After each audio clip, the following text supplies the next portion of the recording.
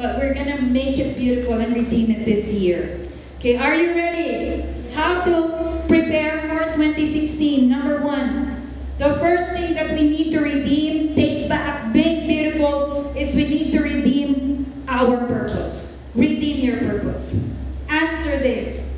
Why on earth am I here for? Why am I here? Nganong naaman gid ka sa kalibutan? Now this thought, although na-realize na ko, tinuod yun na when you're young, all you want is ma-achieve lang nimo kaning nga mga butang, gusto ka makahuman sa ilong eskwela, gusto ka makatrabaho. But as you get older, and wiser I think, as you get older, all you want is significance. You want to find significance and purpose in your life. But this morning, I want to challenge you to pause for a while and think for a while, why are you here?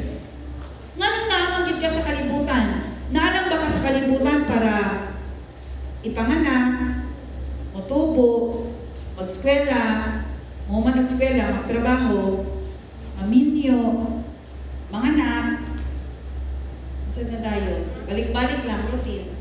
Then mamatay na dayo. Then malimtan ang dayo sa mga tao.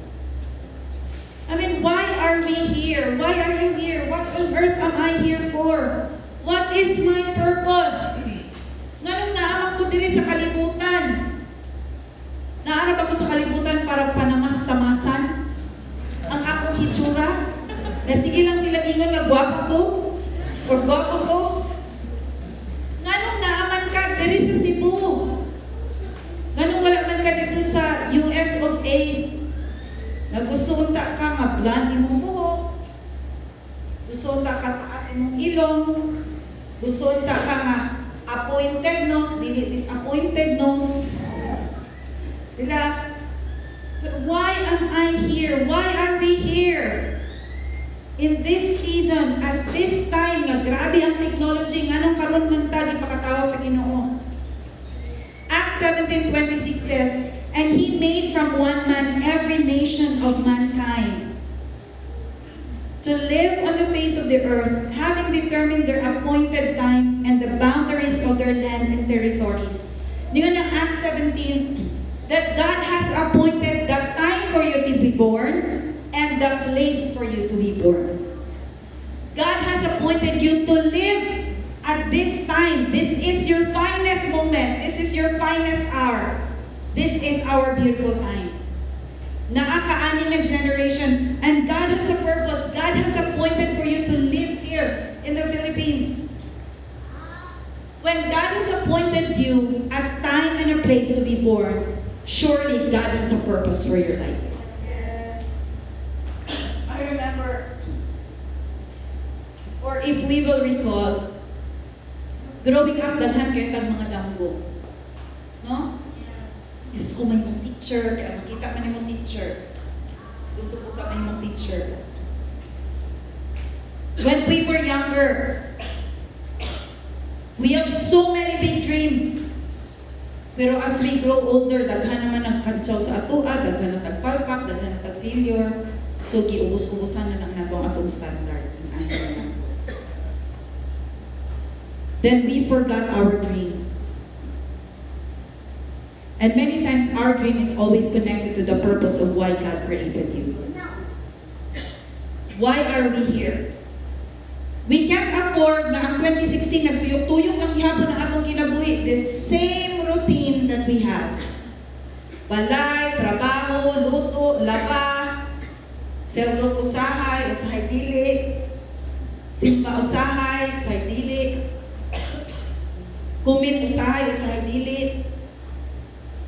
Then, nahuman na lang 2015, walay na itabo sa atong kinabuhi because it's the same old routine. Because we haven't really thought of the purpose why we are here. You are not just a student if you're a student. You're not just a mom, you're not just a wife, you're not just a husband. You're not just a career woman or a career man. Dili lang ka businessman. Surely God has a purpose for your life. Sometimes our job, atong job description, Mo mahimo na tong purpose. Teacher man ko, mo na akong purpose, mag-teacher lang ko every day. There was one wise man, even ang Bible, there was a teacher na nangutana kang Jesus because nakita niya na si Jesus. Ayaw makalutubag si Jesus. It seems si Jesus kabalo siya sa tanan niya issues.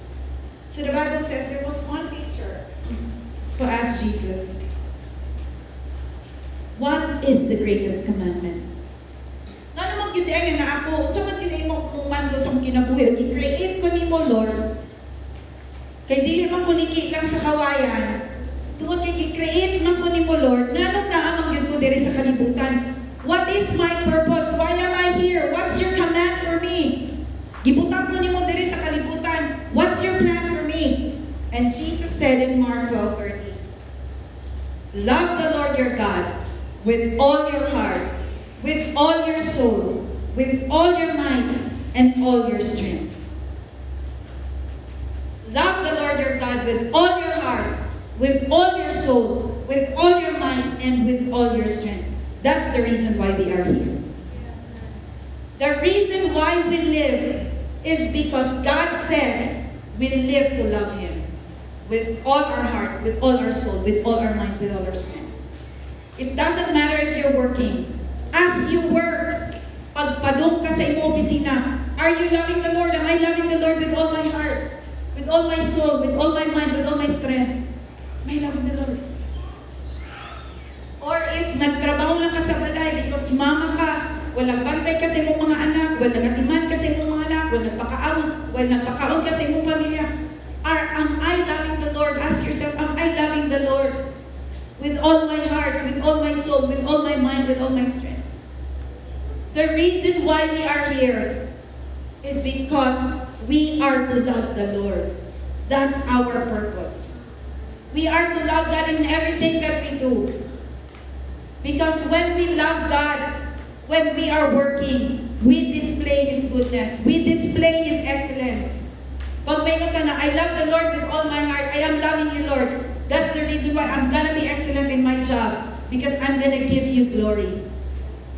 This year, we have to take back our purpose. We need to realize na dili lang ka ordinaryo, dili lang ka mama lang, dili lang ka asawa, bana lang, dili lang ka businessman lang. But you have a purpose to love God. In everything that we do, ask yourself, am I loving the Lord?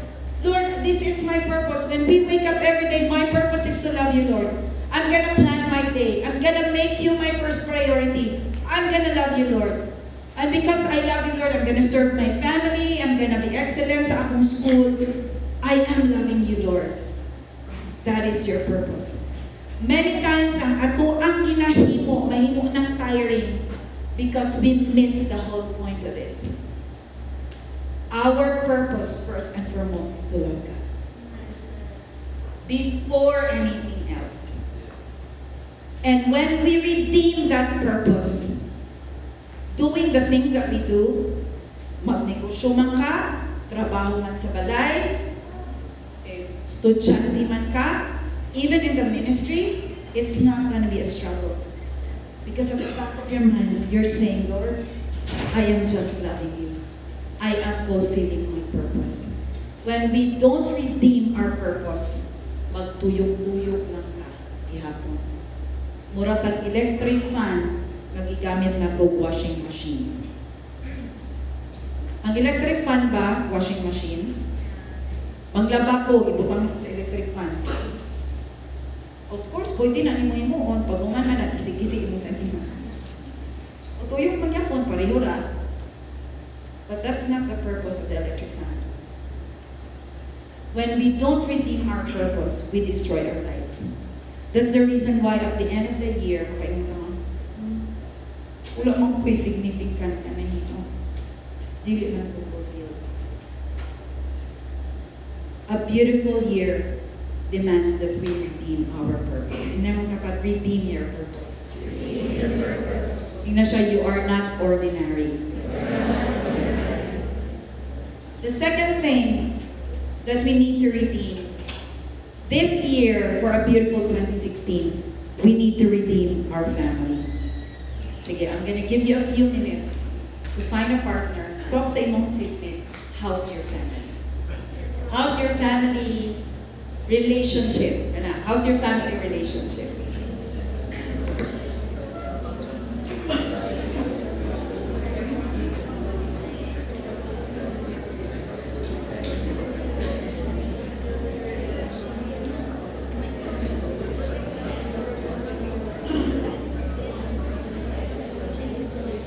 Ops, balik. Balik sa ang luha. Kina namin yung kaka. Hinahina ang taga ang luha. Pabalik ko sa nato ang luha. Okay, redeem your family. First, itong ibasa ka ganyan, God has already appointed a time and season where you will be born, and God has appointed your parents. You can never choose or change your parents. Ang imong ginikanan, maunag yun na. And if you're married, hindi na ka pwede mag-ilis o bana, hindi na ka pwede mag-ilis yung asawa. That's it for life na. Okay? Yes. This year, to have a beautiful year, we need to redeem our family. Our family is our greatest source of happiness or disappointments. It's in the family nga makita na ito nga, wow, ninduta sa akong pamilya, pwede ilisan sometimes. So you know what?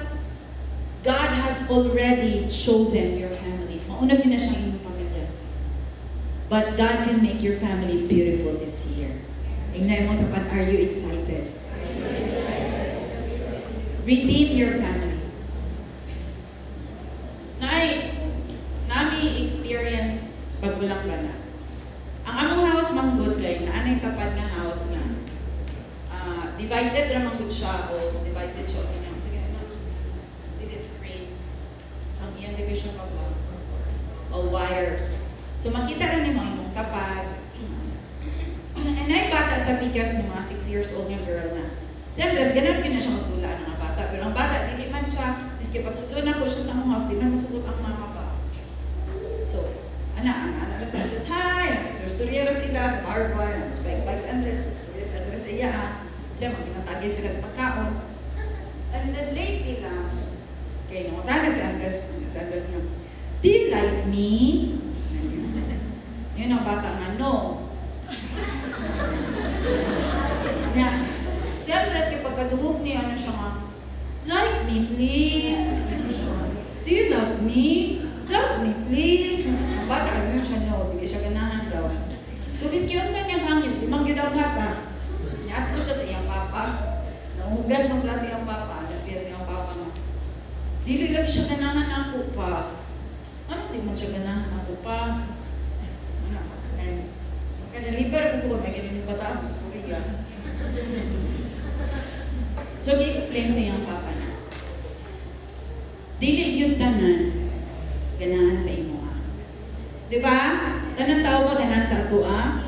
Sometimes for no reason at all, may bala na din mo, dili na siya ganahan mo, tungkol hindi siya ganahan sa imong pilok. Dili na din siya ganahan. Ano ba? So, dili yung tanan ganahan sa ato ah. But, tingnan siya. Hindi na siya pasudyo. But, si mama o si papa, we love you and we like you. Most of all, the Lord loves you and the Lord likes you. Ay, nakarealize ko ni Lord, no? Growing up, dili man hiingan. Bakit sa ingana, sa una? Ngaingnan kasi mo ang kinikanan ba? It's okay na. Naaman kulab ka na ako. The good thing is, the born again pa karon. Diba? So we can make beautiful families. Okay. Yes daw sa mga magpinpin. Even if dili pa kami nyo, it's applicable to us. We can start even if we are single with the way we treat our parents. If we still have hurts over our parents, let's forgive them. Sa atong mga igsoon, let's forgive them. Let's deal with every disappointment. Life is too short. Sometimes, sa disappoint naman akong family, ano, masakian ka isang tanan, uy, I even heard of somebody. I was so sad because grabe yun niya gikaulaw niyang ginikanan. Kabaw mo, ang iyang papa di kabaw mo basa. Pero silang tanan ipasmila sa ilang ginikanan. Pero siya gikaulaw niya iyang